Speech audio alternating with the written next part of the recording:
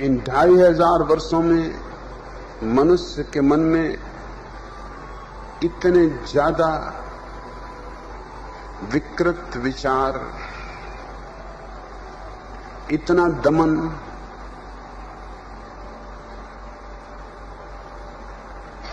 इतने बादल उमड़ घुमड़ गए हैं कि अब विपස්සना सीधी सीधी करना बहुत मुश्किल है। और तुम पूछते हो विपස්සना में कैथारसिस कब होती? विपස්සना में कैथारसिस का कोई स्थान ही नहीं, क्योंकि जिस समय विपස්සना खोजी गई थी कैथारसिस की कोई जरूरत ही न थी।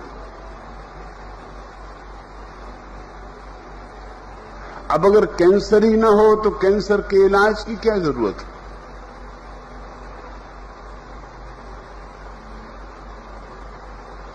इसलिए मैं अपने सन्यासियों को विपස්සना में प्रवेश करने के पहले सक्रिय ध्यान का आग्रह करता हूं, ताकि सक्रिय ध्यान में सारा उपद्रव, कूड़ा करकट बाहर फेंक दें और एक बार फिर निखालिस छोटे बच्चे हो जाएं।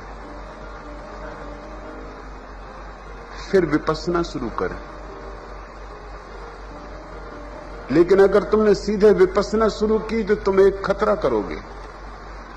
वो जो तुम्हारे भीतर इकट्ठा है वो दबा ही रहेगा। ऊपर ऊपर तुम शांत दिखाई पड़ने लगोगे और भीतर भीतर सारी अशांति इकट्ठी होती जाएगी, और वो अशांति एक न एक दिन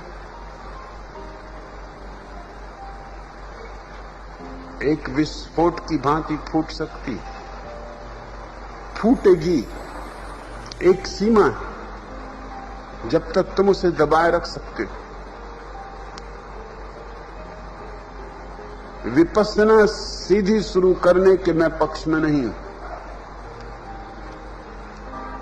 विपස්සना दूसरा चरण है। अब 2000 वर्ष पहले पहला चरण था,